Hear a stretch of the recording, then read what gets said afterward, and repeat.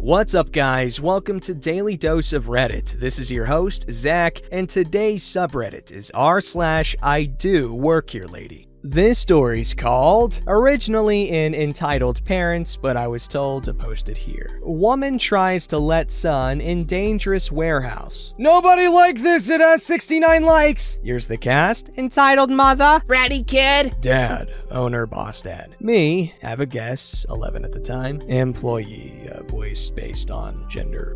Well then, my dad owns this carpet shop in our town. Pretty popular, humble flex, and I sometimes work there. I've had a few examples of Karens, but none like this. Entitled Mother walks in, flanked by Bratty Kid. Excuse me, she says, looking at me. Yes, ma'am, how can I help you? Why are you wearing that? She says, pointing at my uniform. It's my uniform? No, why are you wearing it? She says angrily. Sorry, I have to wear it because I work here. No, you don't. Yes, I do. It's policy. No, you don't work here. I'd figured out she was just trying to cause trouble and didn't want to fan the flames. Would you like to speak to one of the employees then? Yes, go get them now. Okay. I walked towards the desk and opened the desk flap. Hey, you can't do that! I'm shocked at her screaming. Sorry, what? You can't go back there! Just bored of her. Ma'am, I am an employee. Would you like me to get someone or not? Fine. I walk back into the office and see that today is what my dad called a trial day when he brought in lots of people who are trying to be employees, have kind of like a practice day, so I try to find someone who's been here for a while. Hey, employee, there's a lady outside who needs some help. Oh, let a new guy help her. She seems to be one of those people who are trying to start drama. Oh, one of them. All right, tell her I'll be 10 seconds. I walk out of the office. You'll be here in 10 seconds, I say. I grab a Hoover, a vacuum to you Americans, and start hoovering. I see Bratty Kid crawling in the hoovering? What? Okay, sorry.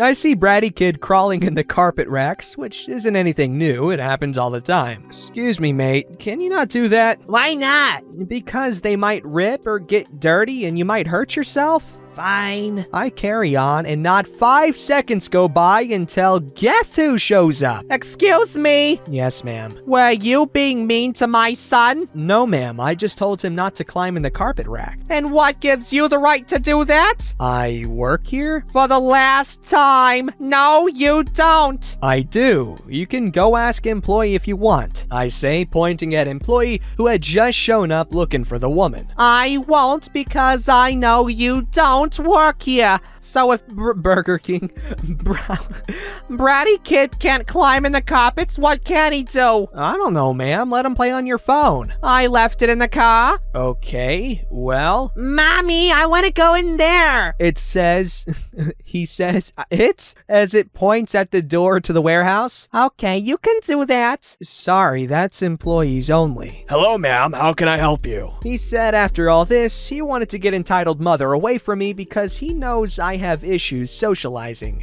aka I'm an introvert. Entitled Mother walks away and talking business, I hope. At this point, my dad has called me and told me to help him in the warehouse. About 3 minutes go by and who comes waddling in but good old Bratty Kid. I was the only one there who wasn't totally busy, so I walk over to him. Sorry, mate, you're not allowed in here. Why? Because it's employees only. Why? Because it's not safe. It was, as long as you stay away from the forklifts.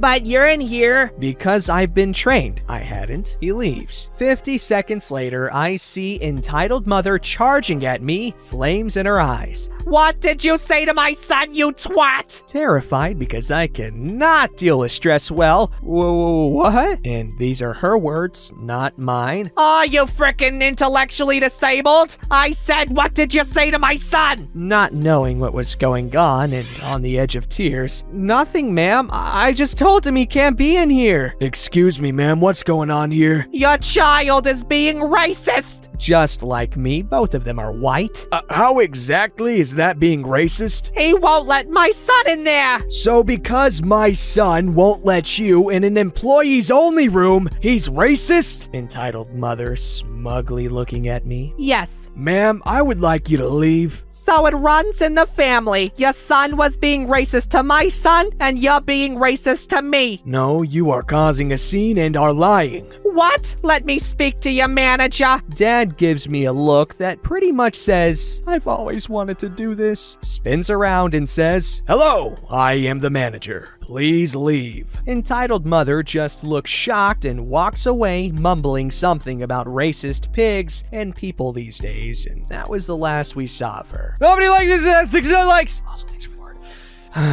Shamelessly racist OP. When will you learn?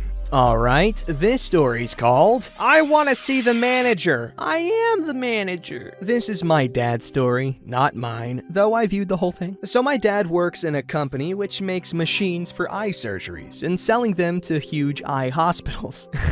Huge eye. I don't know why that's funny to me. Is there a name for them? I don't know. Maybe an ophthalmologist? My dad is the district manager for the company, and that meant he is the boss main manager of the district. The owner doesn't live in our country. Now on to the story. About 6 to 7 months back, before Brovid, I tagged along with my dad to his office because I was bored in the house and didn't want to stay home alone, as I once nearly burned down the house. Story for another time. I was wearing formal clothing, I don't know why, and my dad was in a tee and jeans. I helped my dad and his colleagues to transport the machinery into the storage. Now, the words are not exactly the same, but I am using my memory. My dad said, "Colleague and I are going upstairs to meet some clients and interview a few more people. You help, Jonah, which is colleague's son, and my other colleague set up the machinery." He and colleague went upstairs. Jonah and I do nothing but mess around, not disturbing the machinery, but just running around with the boxes. We went to the same school. A few good hours passed by, and a car drove into the storage. Note, employee parking is in the storage. A lady with a classic Karen haircut and her embarrassed teen walked out of the car. Everyone stopped their work and looked at her. Karen, this is employee-only parking. You should go to the client parking, which is just on the floor above this. I told you, Mom. Now let's go. She huffed and turned around, and her embarrassed teen mouthed, "Sorry." Now we continue to just do what we do when we are bored. Go on social media. The lady does drive into the client parking, but the security later told me that she parked like someone from those action movies, nearly causing a crash with one other car. She immediately rushed to my dad and colleague. Her embarrassed teen uncomfortably sat on one of the chairs in front of the room where the interview was happening. Karen sat in front of dad and colleague for her interview. They asked her the usual interview questions. My dad didn't allow me to put them here. Midway through it, Jonah and I sit in front of the room with the embarrassed teen, as it would be lunch break in 20 minutes. "So are you Karen?" Yes. Have you worked somewhere before? No. Ma'am, you know that this is one of the largest eye machinery companies, right? It clearly says on the website that you need to have 7+ years of experience to work here. Why are you talking to me like that? You don't even look professional enough to work here. Stop lying to me. I know that colleague is the only one here who works. My dad is a big guy with long hair and a beard. He could look quite homeless when he doesn't brush his hair or wear anything proper. Colleagues started to laugh, and I start to listen into the conversation. I know why you don't want me here. You want to hire those two little turds down in storage. My dad is very protective of me and Jonah. He said a little loudly, "I can make sure that me, and Jonah are not here to interview." She decided to change her tactics because she knew she couldn't use us as an excuse. You two are racist and sexist and don't want a woman on the crew. You can't claim yourself as a feminist. Oh, you don't even know what a feminist is. We are feminists, and we can confirm that we are the only two male members members of our team. What? Smug look. Where are those female members then? And you should stop employing homeless people. Take someone more professional. Fortunately, Jonah heard the conversation as well and went to bring in his older sister. His whole family works there. We explain the situation to her and she agrees to the plan. The embarrassed teen turned super red and wanted to merge with the seats. Okay, lady, you want a female employee? I'll get you one right now. He opened the door to ask us to get someone, but saw Sis, his sister, so pulled her inside by her arm. You are assaulting her? Listen, lady, this is my father. That there is the manager of this district, and you belong nowhere except for out of this office building. You can't do that. He Points to Dad. clearly isn't the manager. Get out. We are not hiring you. I want to speak to the manager. My dad took out his ID and showed it to this crazy lady. Her jaw dropped. Was she done?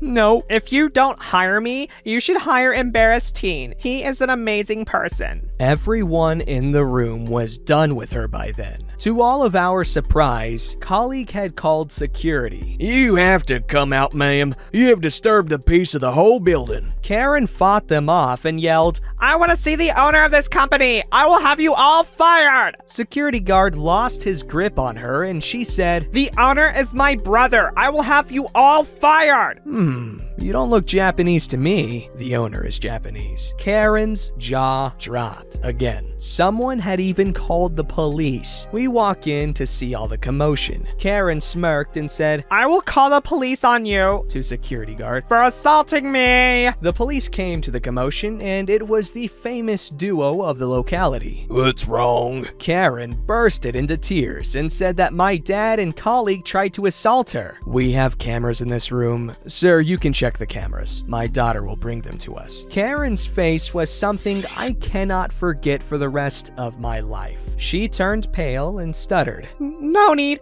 I want to leave. One of the other employees brought the tape and we all saw the whole interview. Now, my memory is all blurry, so they arrested her for something and we could have pressed charges, but Dad refused. Later, we leave to go home. We call my mom and tell her all about this and she bursted out laughing. Till today, I still sometimes laugh at this, but my dad gets annoyed. Who walks into an interview and behaves like that? What? That is not how you charm a potential employer, you dingus. Alright, this story's called Super Soaker. I'm a quarter century into a career in retail. Who knows how much longer that will last? And have learned a lot about motivating my own people from working for some exquisitely bad managers. When I share my anecdotes socially, I often get asked what the worst example is. And while the following may not technically be the worst example of modeling behavior, it is by far and away the funniest and still makes me laugh my ass off today, 15 years after the fact. I used to work for a fashion retailer as an assistant shop manager at a super quiet outlet store. So quiet, it's amazing we lasted a couple of weeks, never mind a couple of years. To pass the time, my manager would often play pranks on the team, including myself, and on this particular day, he had brought in a super soaker that belonged to one of his kids. The flippity-doo-dah you bringing that into work for? I asked him. Because I'm going to get employee X good and proper, He says, not qualifying what that entails or precisely why he feels compelled to do so. Whatever, man. I go about my business for a while, attempting to find something productive to do that at least gives the impression of earning a living, making occasional conversation with employee X who is wearing one of the new pink ladies hooded tops she liked on her uniform allowance. After a while, I become aware of something at the corner of my vision, and I turn to see manager taking aim with the frick off massive super soaker over a shirt rail at the back of employee's head, which is at best a mere 6 feet from the muzzle. Something else I have noticed gives me a cause to start frantically making a cut it motion with my hand across the neck, but manager is focused only on one thing, presumably pressure cleaning the scalp off the back of employee X's head. He unleashes aquatic hell. I've only ever heard a scream like it a couple of times in my life, presumably a mixture of pain, shock, and understandable terror, despite the fact it's so clearly over the line as to be bordering on physical assault. There is another thing which keeps me from laughing, which is that other key detail I had already noticed and manager had not. Employee X is currently bent over at the far side of the store arranging a pile of denim, not standing 6 feet away from the manager. Employee X stands bolt upright in the shock at the commotion, presumably wondering who just got murdered in our store. In one instant that will forever be frozen in time in my mind, manager sees Employee X 30 feet away, and his face locks in an expression of pure confusion, while the customer, who is in similar hair and build to Employee X and trying on the pink hooded top for fit, turns trembling to see who the flippity-doo-dah is that just tried to explode the back of her skull with a jet washer. I have aphantasia,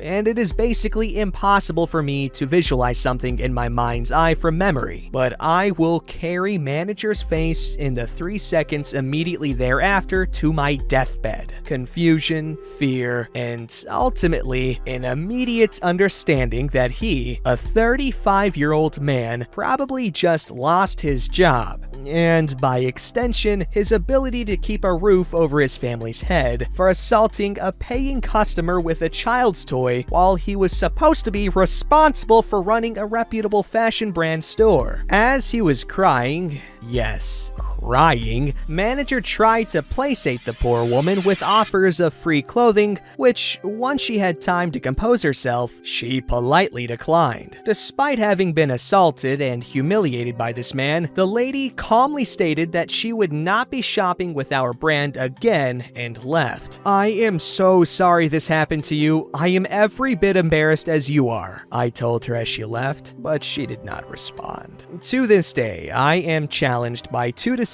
that were made that day. The first of which ought to be obvious. The second, however, is that the lady never made a complaint, or if she did, it somehow managed to never find its way back to us. Maybe it was too fantastical for someone in head office to take seriously. Maybe the email address had a typo in it. Somehow the planets aligned and I was never called to an investigation as a witness, and manager remains both the luckiest and most freaking stupid person I have ever worked with. Rookie mistake, okay? You're supposed to watch their eyes fill with terror as that stream of water approaches their face rapidly. That is how you super soak someone. Not the coward's way out of shooting them in the back of the head. What is this, loser town? You're 35 for Christ's sake, be a man. Don't forget to like, subscribe, and hit that bell to never miss an episode.